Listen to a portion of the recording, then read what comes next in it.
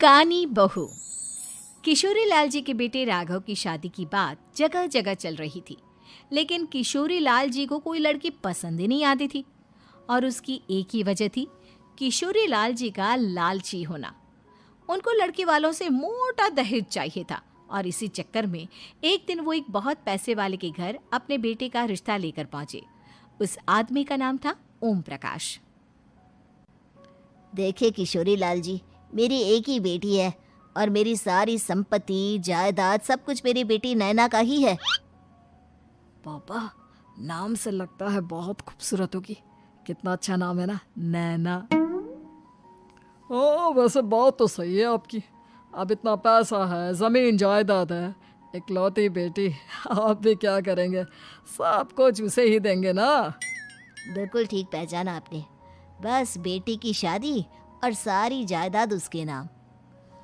पापा, बिना देखे हाँ कर दीजिए ना। इतना अच्छा रिश्ता फिर कहाँ मिलेगा? माला माल हो जाएंगे हम। मैं अपनी बेटी को बुलाता हूँ। अरे नहीं नहीं नहीं नहीं, आपकी बेटी का नाम नैना है, सुनकर ही लगता है बहुत सुंदर होगी। रहने दीजिए अंकल, मैं तो आपकी बेटी के नाम से ही इतना खुश हो गया हूँ कि उसे बिना देखे शादी करने को तैयार हूँ। अब तो मैं उसका चेहरा सीधे शादी के बाद ही देखूंगा। और इस तरह राघव नैना का चेहरा नहीं देखता और उससे शादी कर लेता है। शादी के बाद अपनी सुहाग रात पर जब राघव नैना का घूंघट उठाकर देखता है तो नैना की आंखें बंद थी। कितने खूबसूरत हो तुम नैना, जरा अपनी आंखें खोलकर मेरी तरफ देखो तो सही। नहीं, मुझे शर्म आती है। अरे, मैंने तुम्हें शादी से पहले भी नहीं देखा, और अब अगर तुम आंखें खोलकर मुझे देखोगे भी नहीं तो मुझे अच्छा कैसे लगेगा? इससे पहले कि नैना अपनी आंखें खोलकर राघव की तरफ देखती, अचानक से लाइट चली गई और राघव नैना को पूरी तरह से देख भी नहीं पाया। अगली सुबह नैना राघव के लिए नाश्ता बनाकर लेकर आई। अरे ये क्या, आधा पराठा सेका हुआ है और आधा बिल्कुल कच्चा। ये तुमने क्या किया नैना? बहू, तुमने क्या आधा पराठा तवे से नीचे लटका कर रखा था, जो आधा सिका है और आधा कच्चा? मुझे जितना दिखेगा उतना ही तो सीखूंगी ना पापा जी। जहाँ जहाँ मुझे नजर आ रहा था वहाँ मैंने सीख लिया, जहाँ जहाँ नहीं दिखा वहाँ कच्चा रह गया होगा। इसका क्या मतलब है? ये कैसा मजाक कर रही है तुम? अरे बहू, तुमने इतना लंबा घूंघट क्यों लगाया हुआ है? देखो, हमारे घर में बहुओं को बेटी की तरह रखा जाता है, और फिर तुम तो इतना सारा माल लेकर आई हो। देखो, ये घूंघट डालकर रखने की कोई ज़रूरत नहीं है। हाँ नैना, पापा जी ठीक कह रहे हैं, तुम तो आराम से रहो, अपना ही घर समझो। नैना अचानक से अपना घूंघट उठा लेती है। अरे ये क्या पापा, नैना की तो एक आंख फूटी हुई है। नाम से नैना, लेकिन ये तो कानी बहू निकली। मेरे साथ धोखा हुआ है, धोखा।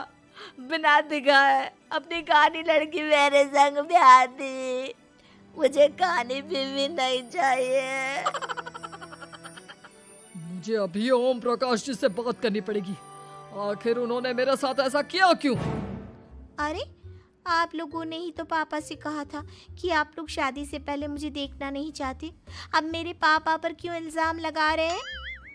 अरे लेकिन उन्हें बताना तो चाहिए था ना कि तुम कानी हो, एक आंख से तुम्हें दिखाई नहीं देता। किशोरी लाल और राघव नाराज होकर ओम प्रकाश को अपने घर बुलाते हैं। पापा जी, ये आपने क्या किया? शादी से पहले बताया क्यों नहीं कि नैना की आंखों में परेशानी है? अरे, आप ही ने तो लड़की देखने से मना कर दिया था। और लेकिन आप बता तो सकते थे। आपको तो हमारी बेटी की प्रॉपर्टी चाहिए थी, वो भी पूरी की पूरी। अब क्या हुआ अगर उसे आधा दिखाई देता है? प्रॉपर्टी तो आपको पूरी मिल गई ना। अरे ये क्या बात हुई? मेरी शादी प्रॉपर्टी से नहीं, आपकी बेटी से हुई है।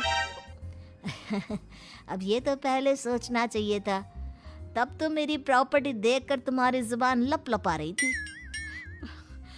लेकिन मैं कानी लड़की को अपनी बीवी बनाकर नहीं रख सकता। पापा, कुछ करिए ना आप। हाँ, करता हूँ। देखिए ओम प्रकाश जी, आप हमारे साथ ऐसा नहीं कर सकते। और तुम देखो, अगर तुमने मेरी बेटी से शादी तोड़ी ना, तो जो भी प्रॉपर्टी मैंने तुम्हें दी है वो तो पूरी की पूरी वापस ले ही लूँगा, और आधी प्रॉपर्टी तुम्हारी भी लूँगा। अरे मेरी आधी प्रॉपर्टी भला क्यों लेंगे आप? इसलिए क्योंकि मेरी बेटी को आधा नजर आता है और उसकी नज़र अभी तक तुम्हारी आधी जायदाद पर ही पड़ी है। अब तुम उसे घर से निकालोगे तो कुछ तो लेकर जाएगी ना। और अगर हम आपकी बेटी को अपने घर की बहू बनाकर रखे तो? तो तुम्हारी पूरी प्रॉपर्टी तुम्हारी ही रहेगी, और जो मैंने तुम्हें दिया है ना, उसमें से बस मैं आधा लेकर जाऊंगा। अरे लेकिन अब आप अपनी दी हुई प्रॉपर्टी में से आधी वापस क्यों लेकर जाएंगे? अगर मैं आपकी बेटी को अपनी पत्नी बनाकर रखने को तैयार हूं तो? इसलिए ताकि भविष्य में अगर तुम मेरी बेटी को धोखा दो तो उसके पास कुछ तो रहे जो पति का हो। वैसे मेरे पास तो बहुत कुछ है, लेकिन अपने पति की कोई निशानी तो उसके पास होनी चाहिए ना। अब अगर तुमने मेरी बेटी को कानी कहा तो तुम्हें प्रॉपर्टी भी कानी ही मिलेगी, पूरी नहीं। जमाए राजा। किशोरी लाल और राघव समझ चुके थे कि वो बुरी तरह फंस चुके हैं और अब उनके पास वहां से निकलने का कोई चारा नहीं है। अब समझ में आया ना, लालच बुरी बला होती है। एक तो तुम्हें प्रॉपर्टी मिली, ऊपर से बीवी मिली, उसमें तुम्हें नखरे भी दिखाने हैं। आए बड़े, चुपचाप बैठो दोनों। कुछ दिनों के बाद नैना राघव की कार लेकर बाजार घूमने निकलती है और जब कार लेकर वापस आती है, ये क्या? एक तरफ से मेरी गाड़ी पूरी खराब हो चुकी है। लगता है तुमने मेरी गाड़ी को किसी दूसरी गाड़ी के साथ एक्सीडेंट किया है। अरे अरे कितना बड़ा नुकसान कर दिया तुमने बहू। वो क्या है ना पापा जी, मुझे एक आंख से दिखाई नहीं दे रहा था, सामने से गाड़ी आ रही थी। मुझे तो सिर्फ आधा ही दिखाई दिया और वो गाड़ी मेरी कार से रगड़ते हुए निकल गई। अब मैं क्या करूं बताओ? आप इसे ठीक कराने के पैसे कौन देगा? तुम्हारे पापा। तुमने मुझसे इस तरह से बात की? अभी रुको। नैना राघव की शिकायत ओम प्रकाश को कर देती है। देखो राघव, अब जो मेरी आधी प्रॉपर्टी तुम्हारे पास थी ना, उसमें से आधी और मैं लेकर जाऊंगा, क्योंकि तुमने मेरी बेटी को डांटा।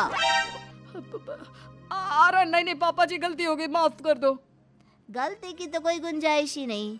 अगली बार मेरी बेटी को डांटा तो बची हुई आधी में से आधी और ले जाऊंगा। लालच के चक्कर में हम दोनों ने बहुत बड़ी गलती कर दी बेटा। एक तो तुम्हें कानी बहू मिली और ऊपर से जो माल मिला वो भी काना। इस तरह राघव की हर एक गलती पर ओम प्रकाश उसकी प्रॉपर्टी का आधा आधा हिस्सा लेकर अपना सारा माल वापस ले गया और राघव को कानी बीवी से काम चलाना पड़ा। भाई लालच वाकई में बुरी बला है।